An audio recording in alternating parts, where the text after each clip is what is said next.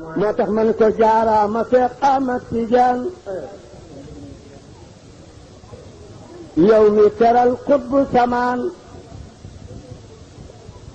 Ababakar ba tax mu naan yaa ko gënal ñaari bëtam ko demin yonent bi ni kon wala tasubanna ahada bul xas kenn bul ŋàññe kenn kon wutin bu nere yàq jikko jaratu ko wutin bu nere yàq jikko jaratu ko mukk ci àdduna sëñ Cheikh nee na ba may woteeg Senghor ca gàmmu la ko nettali mu wóor ma ne maa ko gañe te moo gañe woon Senghor ca ba muy woteeg Senghor moo gañe woon moom sëñ Cheikh tuddoon na turu kii may wax te dama jàppatul tur bi nee na booba temps kooku moo amee woon téléphone yi booba kilifa yi bu ñu daan waxee nee na kooku ca Thiès moo amoon téléphone yi nee na mu jékki-jékki woo ma ni ma jëlal sa téléphone nga déglu def naa affaire bi à l'écoute gaa ñaa ngi wax ci résultat yi sëñ Cheikh ne na mu wóor ma ne maa gagné nee na ma dégg ñaari kilifa di wax ñaari kilifa yu mag yoo xam ne kilifa lañu ci réew mi yëf yi de Cheikh gagné nañu de waaye nañ sàcc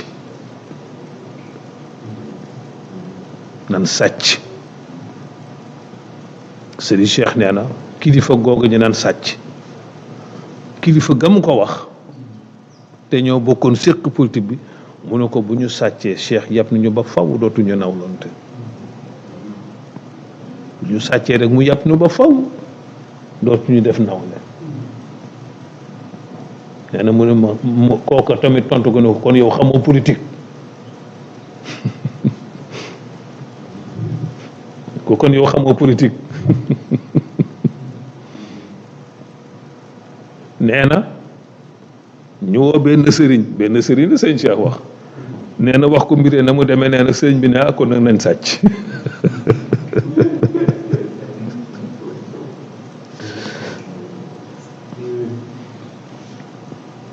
gis nga jamono booba sëriñ Cheikh doon wut loola maam Cheikh Al Hadj Ibrahima Niass jamono booba sëñ Cheikh la àndal ni ku mu am na ànd ak sëñ Cheikh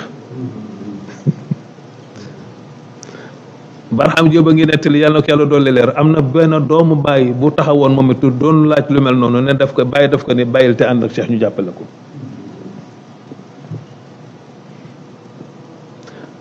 sëriñ Cheikh kilifa yu tedd yooyu la jàppale ko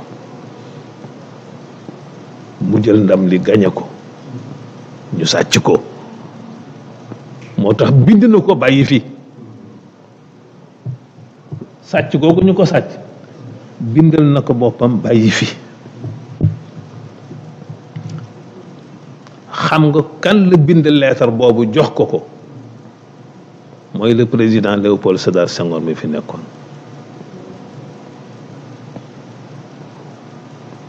ni ko avec le manifeste que j'ai le droit et la fierté d'adresser à ton gouvernement, j'estime nécessaire et même indispensable de te faire parvenir ce document qui se veut à la fois confidentiel et personnel.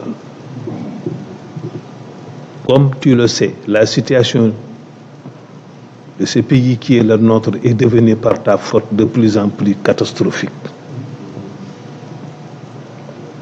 Ta politique de division qui a commencé par l'ère du BDS a presque ravagé tout le pays. Les grandes familles n'en sont pas sorties indemnes. Le Sénégal qui cherchait un guide, un chef politique, n'a eu la chance de trouver qu'un poète, un jongleur. Celui qui n'hésiterait même pas à égorger le bon Dieu pour faire triompher sa cause.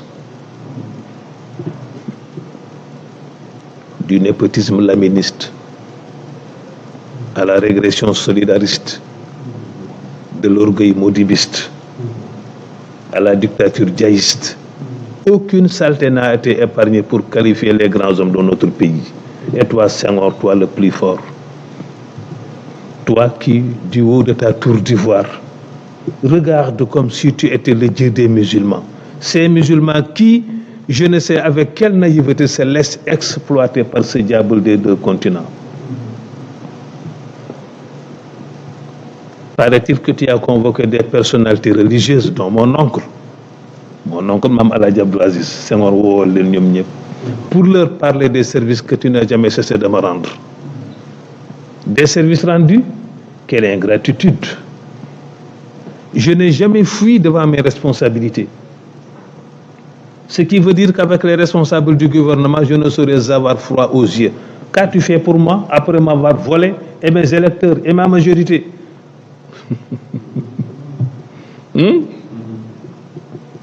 Et parler de mauvaise gestion de mon ambassade. N'est-ce pas signe de mauvaise foi?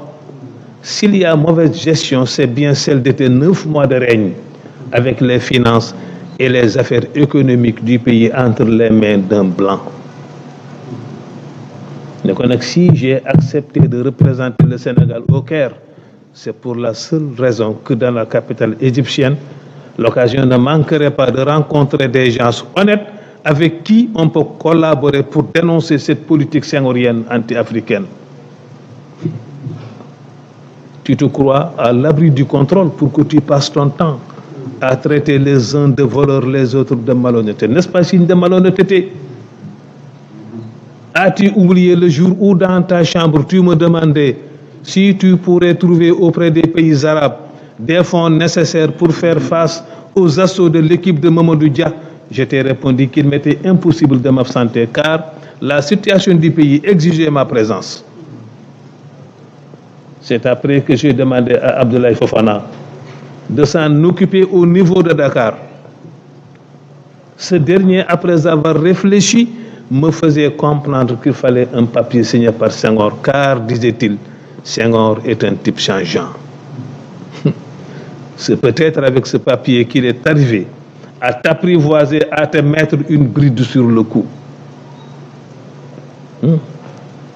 Senghor d'hier et d'aujourd'hui. Senghor de Ginette et de Colette. Senghor de partout et de nulle part. L'éternel jongleur.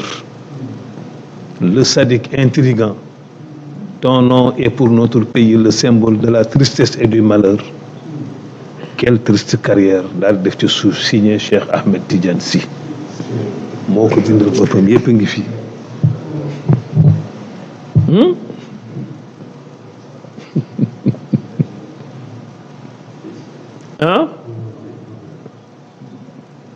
Yépp ngi fi.